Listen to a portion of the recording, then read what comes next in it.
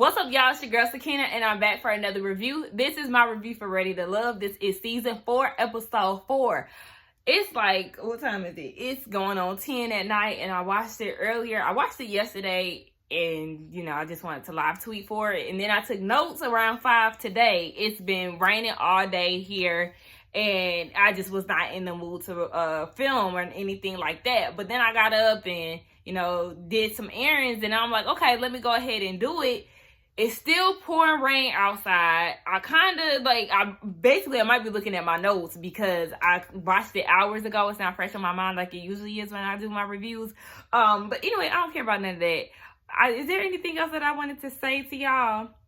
I don't know. But shout out to the new subscribers. Hello, new subscribers. Thank y'all for hitting that subscribe button. Now, while we speaking of that, I know a lot of people come here to watch my reviews. I need y'all to press the subscribe button because some of y'all just showing up and not giving the gift that keeps on giving, which is that subscribe button. Okay, so please, if y'all watch the review, like I say all the time, obviously y'all like something. That's the reason why y'all keep coming back. Hit that subscribe button. Let's be a family here and all of that. But anyway, enough of my rant because we need to get down to business. Now, we see all the women. It's the Women's Week. To send the men home. So they're down at Tommy's Tavern, and he wants them to dig deep and really figure out what these men are about. He said go to their houses and see how they live in and all of that. So we're like, okay, well, how many houses did they even go to in this episode?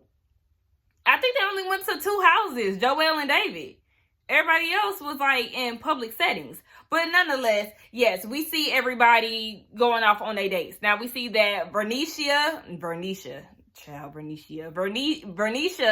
and Joel, they have breakfast at his house. Bernicia, that outfit, it was not ugly, but it was just too comfortable. I know that it was raining outside that day, but I feel like there was still another way for her to be casually cute. Her outfit was not ugly. It was just the crop cardigan. Her nipples was all pierced out. Well, not pierced out, but they was poking. Like her nipples was hard. And I was just like, sis, did you have a bra on? Like, I'm sure he was looking at them titties. But they have a conversation, and Joel is talking when he hugged her. He said that she feel like Mardi Gras and all this New Orleans shit. And all I could think of was Hollywood from Put a Ring on It. Of course, when we all heard him initially, like on the casting special and all of that, that's the first thing that came to our mind. He sounds just like him, but without the corniness. Because, baby, I could not stand Hollywood. He was so corny to me, I couldn't even deal. But that's besides the point. They're having a conversation, and Bernicia said that she feels a very genuine vibe from him, and I feel the same thing. He's definitely a fan favorite. What happened? Oh, he said that he did change after he lost his wife, but that doesn't change the fact that he is wanting to get out there and find love again. So I really love that. And he said recently, because he said losing his wife recently. I wonder how recent her death was. Because that definitely plays, that's definitely a big part of that and how he's coping with that. What else they talk about? Yeah, they start talking about what they like about each other. He said that he likes the way Bernicia takes care of home and how she handles her business, take care of her children. And he's said the same thing about her. She said the same thing about him, vice versa. Y'all know what I mean. Bernicia said that there's no red flags as of yet as far as Joel, and I'm feeling the same way too, but just being that he is LL Cool J, I'm just like, I hope that he doesn't like play off of him being the top pick in everybody, in a lot of people's eyes. So I hope he don't be that playboy, because I mean, yes, like I said, the ladies love Cool Joel, okay? But nonetheless, we see Troy and Alexis.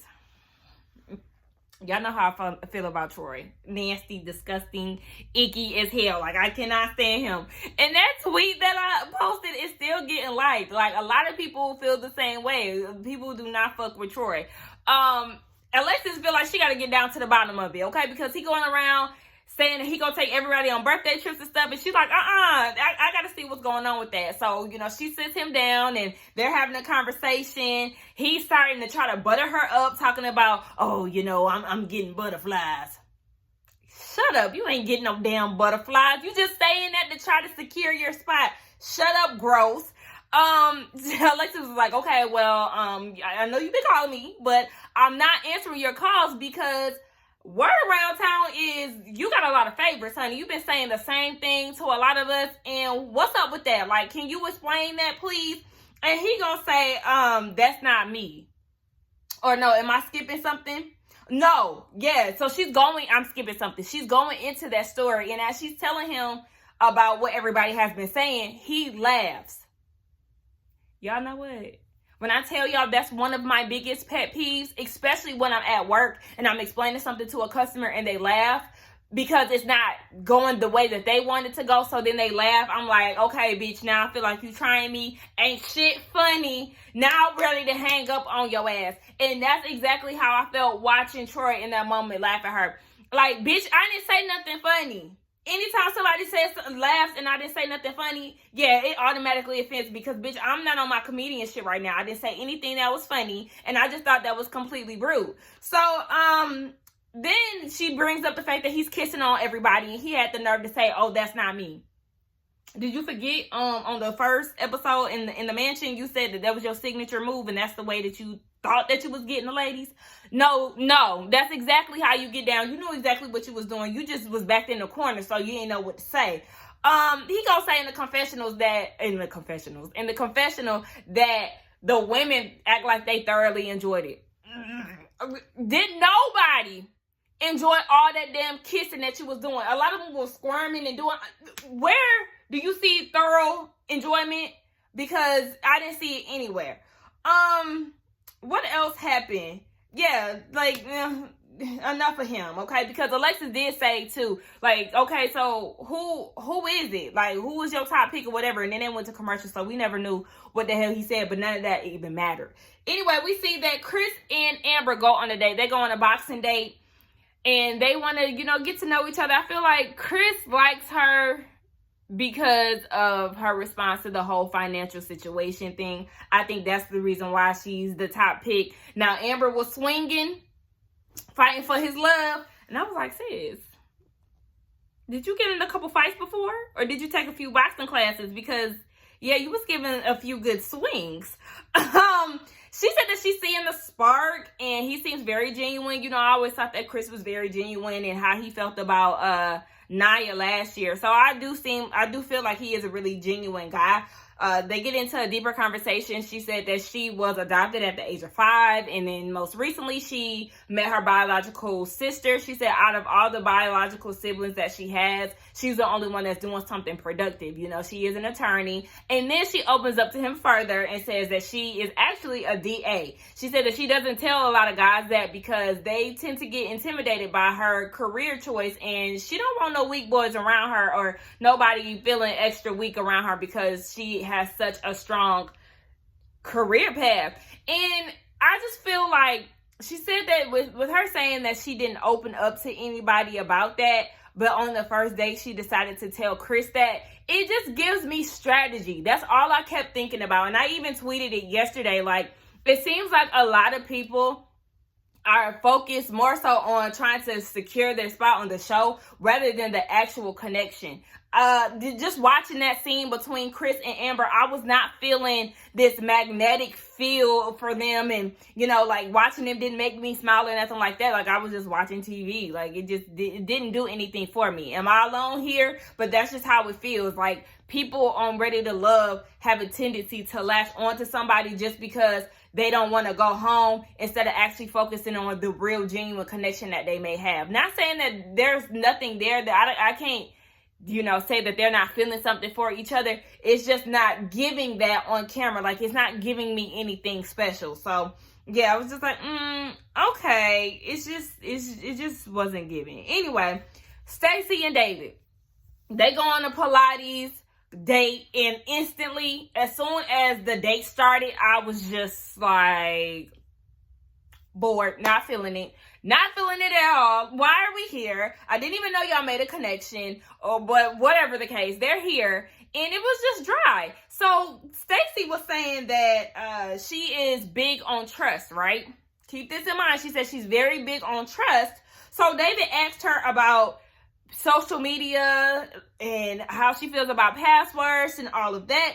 To her, it's a big red flag because she is not the type of person to intrude and look through your phone and do all of that. And I'm the same person too. I don't feel the need to have to go through your phone and all of that. My best friends say that it's because I don't want to know, but I don't feel the need to have to do all of that because I feel like it's just too much work to be trying to do. Like, no, I'd rather it don't give me a sense of security in my relationship if I feel like I have to, do all of that. Now, if I feel like if something is like, because I'm a Pisces, I'm very intuitive, but if I feel like something ain't right, then okay, but I'm not just gonna be doing it because his phone is laying around. You know what I'm saying? I don't want to have to do that in general. David is about communication and being open, so he kind of has a different outlook on it, and she thinks that they're having like two different interpretations about what's being said. She said that when she brings up privacy to David, he feels like privacy equates to secrecy, and that's not the case. Okay, they have two different mindsets, and that's perfectly fine. Moving on to the next date, we get a group date. We see AJ, Liz, and Alexis, and Jason. They're on a double date. They're going to play cornhole. I feel like, I didn't know people go to actual places to play cornhole. Anytime I've ever played cornhole was either at work or in somebody's backyard. Nonetheless, they're playing cornhole, and Miss Alexis Fly, baby, one thing about you done fucked up by giving that name, because this right here, no ma'am. I don't know. I told y'all about these thigh-high boots. I told y'all how they think they throw on. Ooh, that's a lie. A thigh-high boot, and they killing the game. The outfit is just slayed, and it's not, okay? What is the fringe? What is the bagginess? What is the shirt? What is this whole outfit? Like, you really fucked up when you gave yourself or your friends or whoever the hell. First of all, she did say that her friends gave her that nickname, and they don't care about you. They don't care about you. They boosted you up. Matter of fact, I want to see these friends. Let's see their fashions, because they probably dress worse than you. So because they dress worse than you, they putting you on this high pedestal when really, baby, you ain't hitting on shit when it comes down to the fashions. But nonetheless, we're not going to go on this rant. They got into like, a little competitiveness with the couples and all of that. And I'm going to need Alexis to stop mentioning the fact that she's talking to her son's basketball coach, because she said that, like, I'm with my son's basketball coach. I gotta win. You're just so happy to be talking to somebody that you knew before this process, huh? Girl, go sit the fuck. Jason, he's struggling to see Alexis outside of being his student's parent. Like, sorry, yeah, you want him that bad, but he's really having a hard time trying to see you in another light, sis.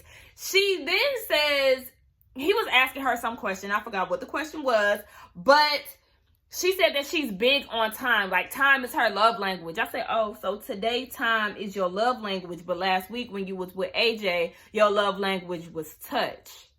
Are you, like, switching your love languages to fit the man that you're talking to in the moment, Miss Alexis? And then another thing is, she also mentioned the fact that Jason, she feeling him, but he need to loosen up a little bit. He's far away from her on the couch. Okay, so then obviously your love language is touch if you feel some type of way about him being so far away from you and all of this.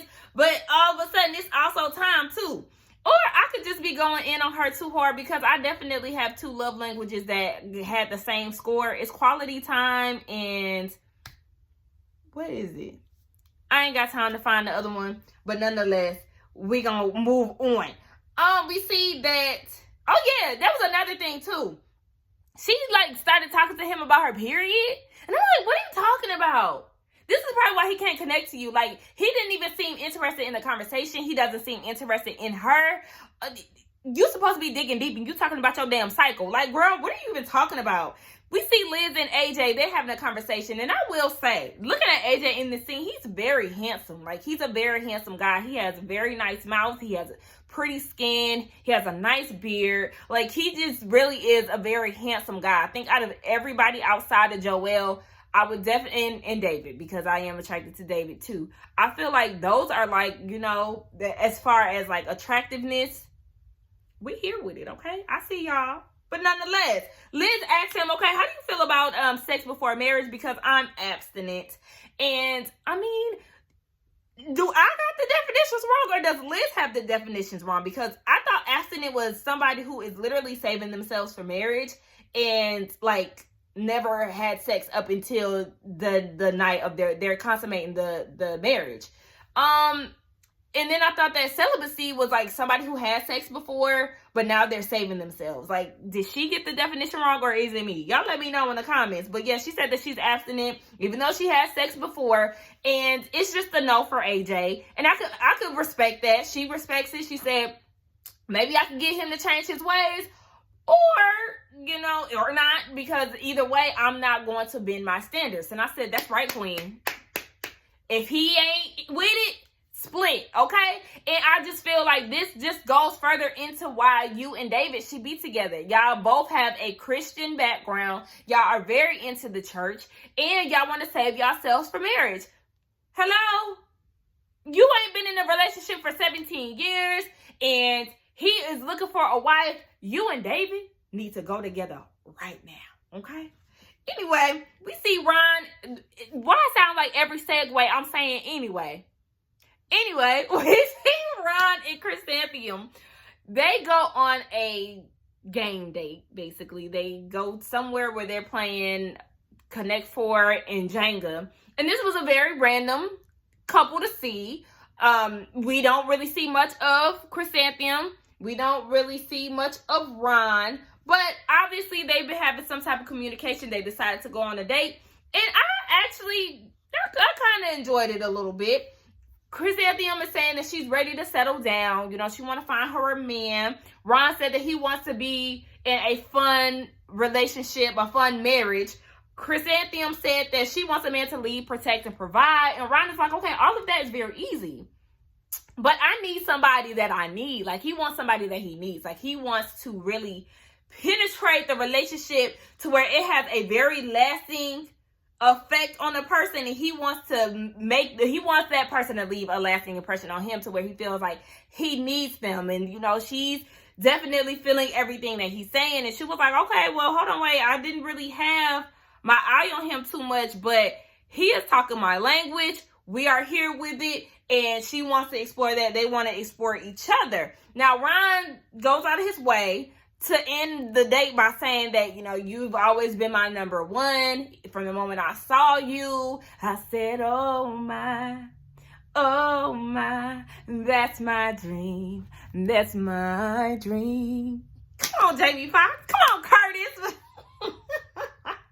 Now, keep that in mind that he said that, right? He went out his way to say that she was his number one, and he always had his eye on her. But according to next week's episode, it's going to be some BS. Oh, and yeah, by the way, y'all will definitely get y'all's review late for Ready to Love. That was the announcement that I needed to give y'all. The review will be late for next week because I will be out of town, so y'all probably won't get it until Monday or Tuesday. I'm sorry, but just look out for that. If y'all real ones, y'all gonna watch it whenever it gets uploaded anyway. So, on to the next couple. We see that Liz and David are at David's house, and he cooked dinner for her. Now, I didn't see her eating that much compared to him. So, David, can you cook? Because, yeah, sis was not indulging in the meal, and I was concerned. But they have a good conversation. This is a connection that I actually feel is real, and I can actually get some type of vibe from it just watching on TV.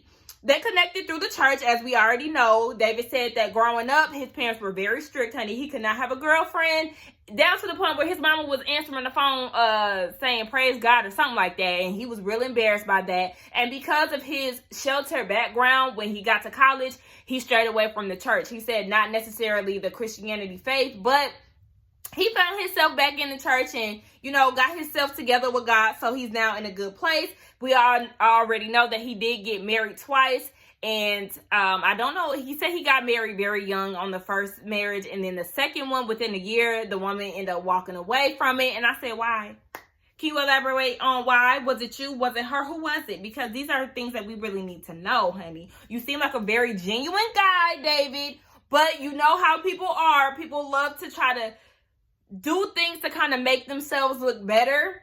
Now, were you the problem, or was she? And if you were the problem, I would really respect and appreciate him owning up to that. But we didn't get to know, so we don't know. He said that he wants to make sure that the next person that he's with isn't just going to up and leave, and he gets very emotional about this. And I said, oh, wow. Okay. You know, I do not mind a man getting in touch with his sensitive side. So I didn't mind that. I feel like it was a very vulnerable thing for him to do. He was laying it out on the line. So look, David, you ready for love? Your girl is right here. Liz is, I feel like y'all need to just go ahead and seal the deal, because I mean, who else you gonna be with? Everybody else want to get it in and be sexual and all of that, and you gonna be saving the pin for marriage. Go ahead and be with Liz. It's all there. Like, it's the match. Anyway, here I go again. Anyway, we didn't get a date from Tressa or Kyra. We didn't see neither one of them going on a date, and I was wondering what that was about. And yeah, because really, who they could have cut out? They could have cut out David and Stacey, and I would have rather seen Tressa go on a date with Dietrich, or see Kyra go on another date with Jason, or even El Cheapo. Like, I mean, give us another option. I just felt like the whole David and Stacey thing was a hell no for me, and I could have done without that. Down at Tommy's Tavern, Bernicia is feeling Joelle, as we already know. I really loved her look here. I love the sleek bun, because when she went to Joelle's house, she had hella hair out, and it wasn't like, I don't know. I just felt like her hair could have been a little bit, she could have came harder when she went to Joelle's house. I already said that, but she looked cute in this scene. Tressa then said that he looks good with his braces. Joelle has braces? I didn't know that. I didn't notice anything, like, anytime I see him in the confessionals, I never see braces. Y'all let me know if y'all noticed that, because I damn sure didn't. Liz said that David is a breath of fresh air. As we already know, she's feeling the kid. Amber said that she enjoyed the date with Chris. But notice, she said, everybody knows him as KG Smooth, but I know him as Chris. Girl, there's a lot of people that call him Chris, okay? They definitely do. They call him Chris on this season, and they definitely call him Chris last season. So I just felt like she was trying to mark her territory or make it seem like she was trying to be on some exclusive shit. But no, ma'am. Anyway, Chris Santiam is feeling Ron. As we already know, he is checking off her boxes. Who they are not feeling? This is where it kind of got a little annoying for me. Stacey is not feeling David, and it's because of the password situation. Now, this is how she kicking it to the women. Oh, I talked to David, and he want the password to your bank account, your Instagram, your Facebook, your MySpace. He want the password to your journal. Like, she's just like laying it on thick, right? Telling the girls how he just wants this, and that.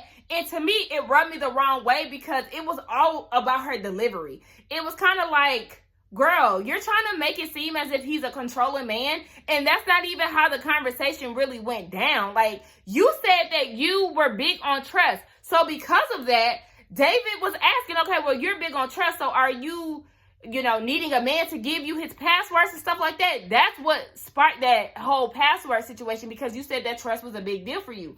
So it just seemed so over the top for me. And I was just like, what? Because then it was just too much. I didn't like her delivery at all. And then after what she said, Tommy takes that and was like, oh, well, it seems like he's bringing a lot of his issues from his previous relationship. And now everybody is thinking like, oh my gosh, he still has a lot of baggage and da-da-da. And I'm just like, what? Where is it? Like, I just felt like they were really jumping the gun when it comes down to that. Like, I don't know. Y'all let me know how y'all feel. But I even tweeted about it, y'all. I said, I'm not feeling Stacey too much. Her not feeling David gave me a sense that she wanted all the women to be behind her. If she doesn't like him, that's fine. But I didn't like her delivery. And Stacey responded. I'll put her response up here. But I was like, girl, I don't care about your response, because one thing I'm not going to do is go back and forth with you. I know y'all watch Twitter and all of that when it's time for the show to air and all of that. I already know that. People watch. I told y'all, Rasheed from last season was watching my reviews. So, like, I'm not shocked by none of that, but just know, like, I'm gonna talk my shit. I don't care if you see it or not. If I'm not feeling you, then I'm not feeling you. So there's no need for me to respond, because I'm gonna say what I gotta say. And I don't understand why you trying to clear your name or whatever you thought that you was doing, but it was just like, girl, I don't give a fuck. Like, you should have just read my comment and kept it moving. But anyway, oh yeah, I did see too that Rashid and Simone, they do the recaps. I watched 2 of the episodes. It's cute. I like it. Liz is very unbothered by everything that Stacey is saying. And then we get down to who we thought was in the bottom, and it's David and Troy. We already know that. Who was it? Amber is talking to Troy, and she said that he's bringing his past into the present, and David clears up what he meant by the whole password thing. And he was like, me and my girl, you know, we're going to be so into each other and, you know, so locked in that passwords and shit is going to be the last thing on our minds. I said, I know that's right, David. Stacey talks to Troy, and, you know, he talking about, oh, they bringing up the kisses thing again. Yeah, we are, bitch. We are, okay? And I don't like calling men bitches, but it was just like, yeah, we are. You just don't want to have to hear the mess that you've been doing throughout this process. It's catching up to you. You backed in a corner, like I said. And then Stacey said before he got there, she was like, yeah, I gotta talk to him because his Morris Chestnut kisses, you know, didn't really stick well with the ladies. I said, first of all, Stacey, if you gonna say the reference, get the reference right, okay? She is making reference to the best man. It's Taye Diggs who was doing the forehead kiss. I know where you was trying to get at, but you was loud and wrong, sis. Nonetheless, Troy Raggedy, dusty ass, got sent home, and I'm happy about it because didn't nobody want to see him in that fucked up ass hairline again. Because I was like, I don't know if y'all seen him, but when he went on a date with Alexis, I was like, what's up with his hairline? Like, nigga, get that shit right. But anyway, yeah, he was a good sport about it. He said that he don't make the same mistake twice. I said, okay, well, we gonna see. Or, well, we actually ain't gonna see. But anyway, that was the episode, y'all. It really wasn't that juicy as it was the last 2 times. But nonetheless, I still enjoyed the show. Y'all know this is my favorite show to review. I really ain't had too many jokey jokes and all of that to give y'all. But y'all let me know what y'all thought about it in the comments. Let's get down there and talk. Don't forget to like, comment, and subscribe to my channel. And I will see y'all in the next one. Bye.